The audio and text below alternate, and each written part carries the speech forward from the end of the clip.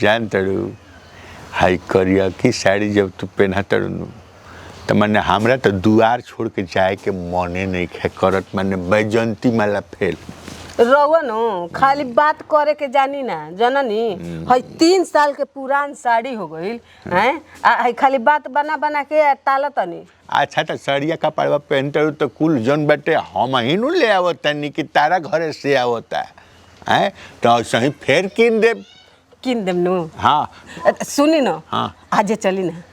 अब फिर देखा ये कहल जाला हैं जोगी के कुकुर बलाए हैं मैंने कह का देनी कि मैंने अब वही हम चलिए चली तो सुनी ना अभी किन देम नु। हाँ भैयावा के बियाहवा में पहनम न।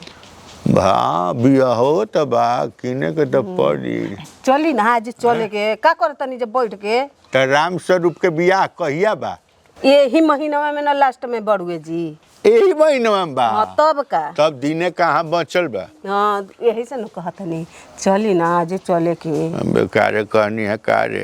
अच्छा जाए के तब बने किने के तो बढ़ले बा तो सुना ना वो काम कर काल हाँ हमरो तनी जाए के बाद जयतपुर हैं तो ऐसन बाकी चल आज होइए जावे ठीक हम तैयार होके आई जा तू अब तैयार का हो खूब चल ना जो और चप्पल पहन के आओ चप्पल तो पहनी ही ले बानी। हाँ तो चल चली चल तो आज देखा था हाँ जी दुकान तो प्रणाम प्रणाम जी जी प्रणाम प्रणाम कैसे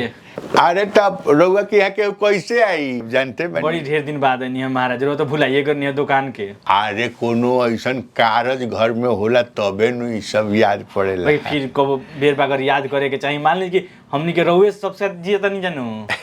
हाँ साड़ी किने के रहला मालकिन के हाँ साड़ी भाई की यहाँ बियाह बनू को ना घरी बा हाँ ये महीना के लास्टे में बाटे देखी देखी हाँ तन दिखा देती तो चली हाँ हाँ आई आई आओ चलो हट हट जाओ जींस फोल्डर कर तो ये रहन रही नु तो तुम भीख मांगबलो तब मलकार और सब बताई सब बढ़िया बाटे बहुत दिन पर जोन बाटे हम कहनी है कि चले के अब रहुए की है आई राउर दुकान है आ उहे नु अब कहतनी बोली का दिखाई साड़ी इनका खाती यहाँ के मलकाइन के हाँ देखिए सितारा अच्छा ई जची मलकाइन पर अच्छा बियाह में अगर पहिर के यहाँ के चल जिम न हाँ तो रउए सबके जोड़ा के लोग देखी आए रउए सबके जोड़ा के लोग देखी का कहता डू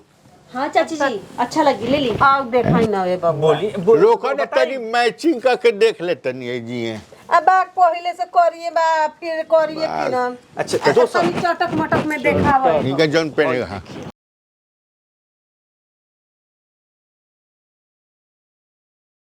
ए जी हाय देखी जी है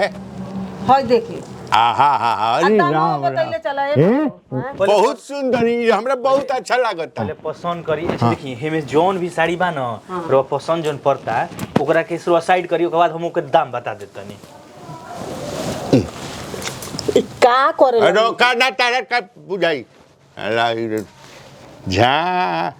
हाँ हाँ ये अच्छा लागत खिलता एक साइड में खोले एक साइड में इन्हें रखी रखा एक रखी हरियर पियर तन देखावा अच्छा हरियर पियर हौ देखो ना हौ का बा हई हई देखो हां कता ना निक लागता ओकरे नीचेवा वाला अच्छा हई हां अब बा हरियर रखा ना कहानी हो हौ हौ पियर का देखी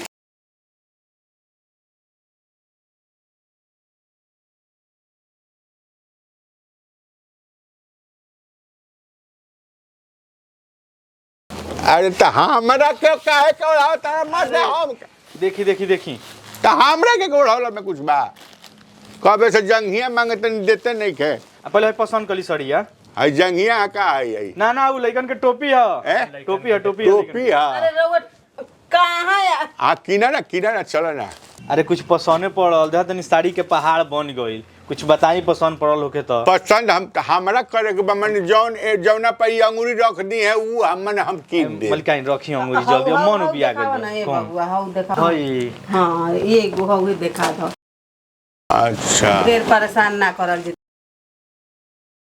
अच्छा ही लहंगा बोला चलता लहंगा लहंगा साड़ी हाँ जी जी ई लहंगा साड़ी पहनबू अरे देखी ना निक लगता रुको तो एक सेकेंड ए कैसे भाई रुक सेकेंड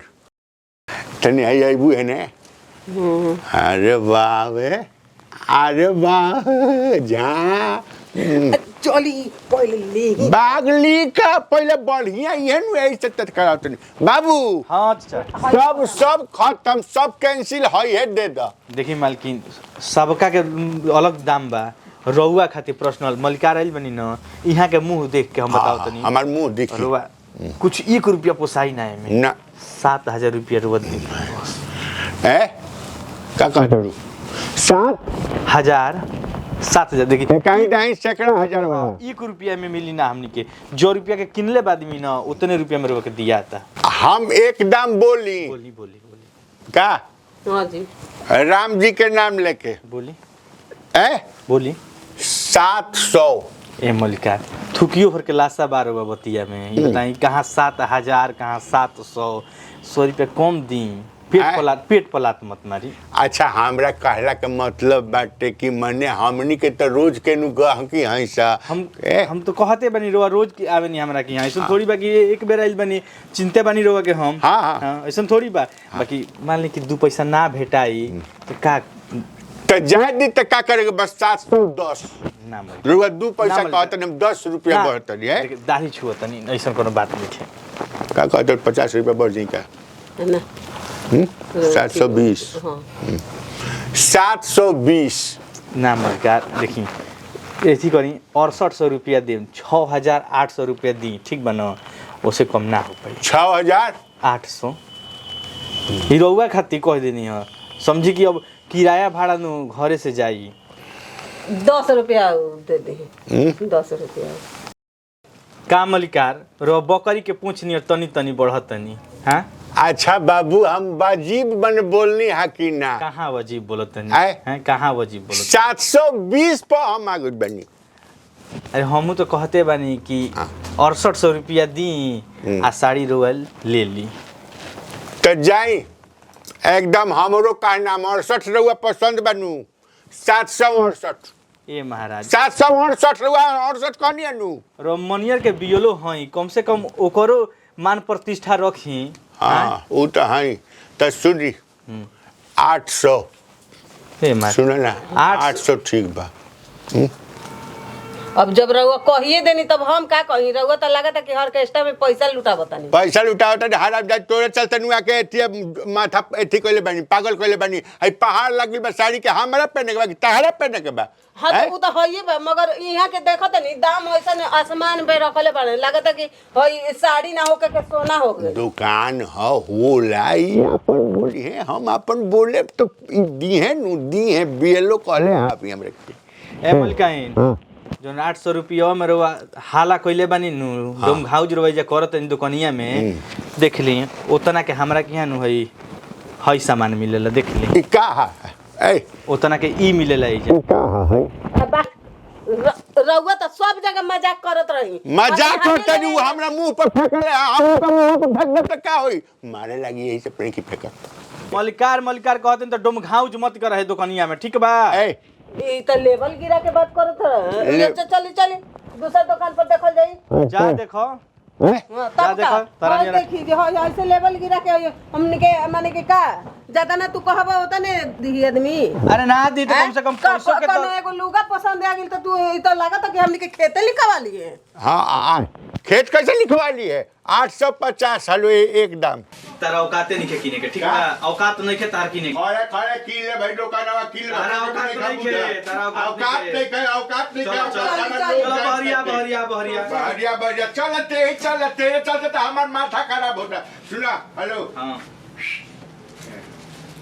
भाई भाड़ा को देखो जइबा के कुछ सुनल चाहता रह चली चल काजल कौन दुकान पर ले आनी चाय पी ली चाय पी ली। रख चाय चाय ले भाई रख चाय रख भर जा ना दो ना रख चाय रख चाय बात चला औकात नहीं के कार्य हमारे फायदा 1 रुपया ना 100 रुपया के चाय पिया वही जा ले रौदा नाम के बा धर पहले दिमाग गरम बा साड़ी सही हार पहले